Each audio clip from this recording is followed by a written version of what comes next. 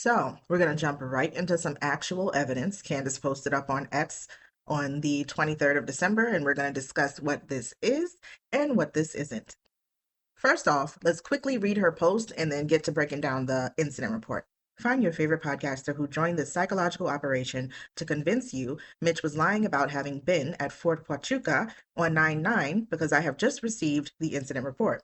Remember, Mitch said he was first taken outside by Captain Neff and questioned for a long time. After a long while, they made a decision to call the military police and report him as a possible bomb threat. As Mitch maintained, at that stage, there is, of course, a paper trail, and here we have it. Bomb dogs were called at 11:17. I always believed Mitch's story of what happened that morning because he supplied overwhelming evidence with metadata and timestamps. Now we have the incident report.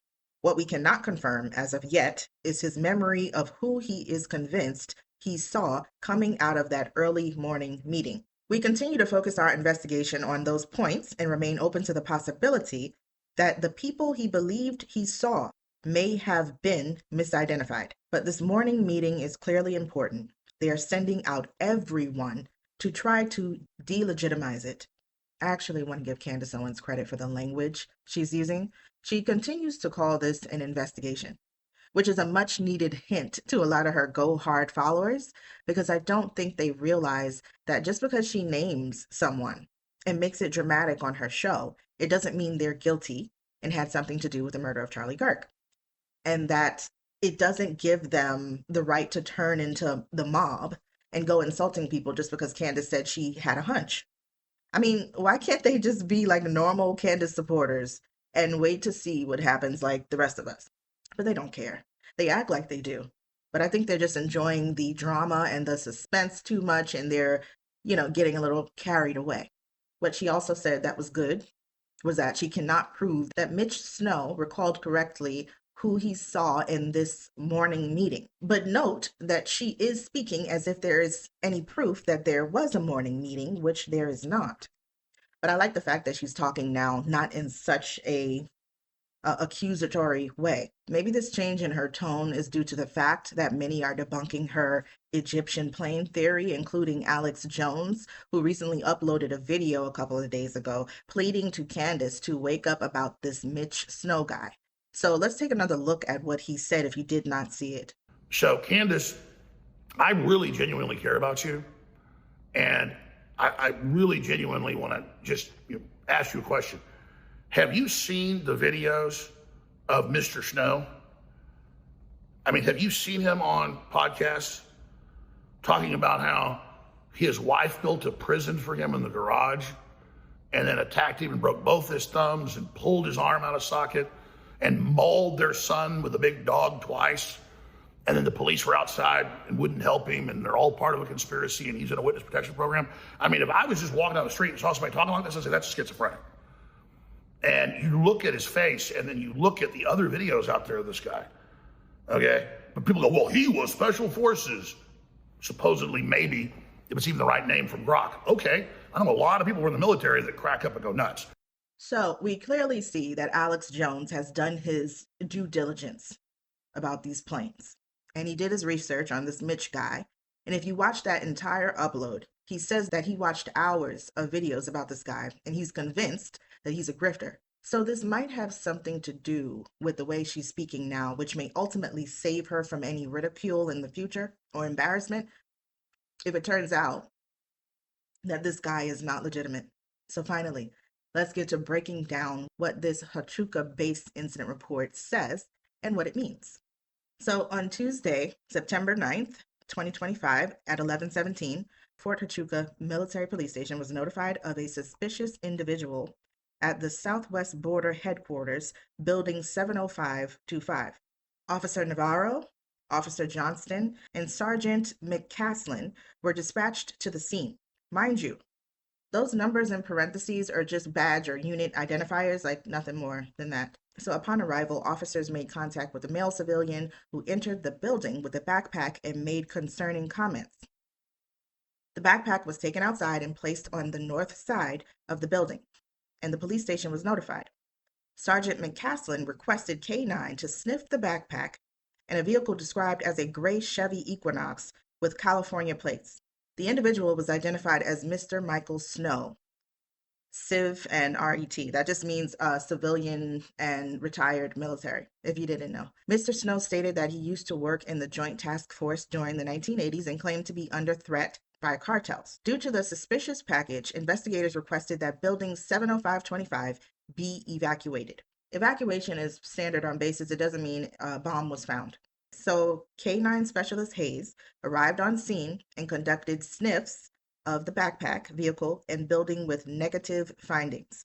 Investigator Almos and Investigator Carlos transported Mr. Snow to the Military Police Investigations Office for further investigation. This is a final report, and that's the document. It records what military police did, who responded, and what they found. So my understanding of this is no, this is not proof of everything Mitch claims he saw. But yes, we can reasonably conclude that a limited set of things have been verified. What this report does prove is that Mitch Snow was physically present at Fort Huachuca. So we got that part. Also, that he interacted with military police. This is a real paper trail documenting the response. So this is real.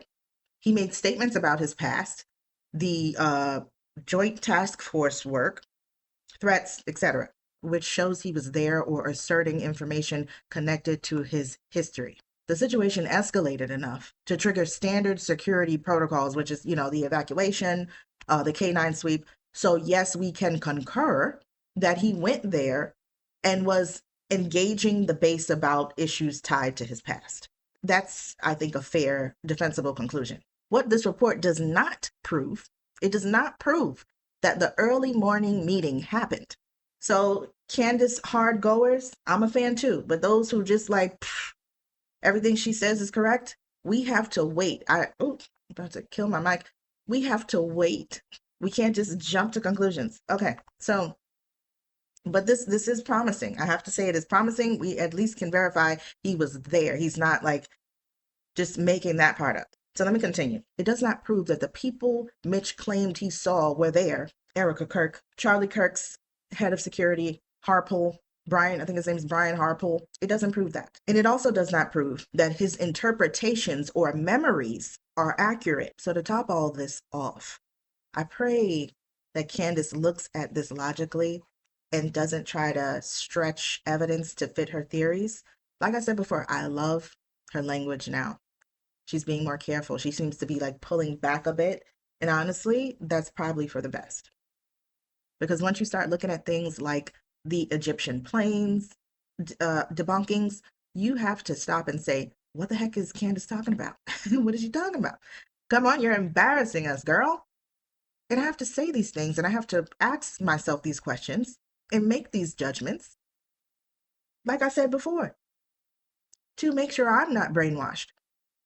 Because I don't want to be in a position where I look like a fool for believing in someone solely based on the previous work that they did that I loved and I saw to be true. The trust for this work right now that she's doing is just not up there for me yet. So I need to keep researching, and I urge all of you to do the same. Or you can just subscribe and track this story with me and come back and we can break this down together. So let's keep seeking the truth. Let's keep rooting for Candace to get her mind right again. And let's see where this thing goes.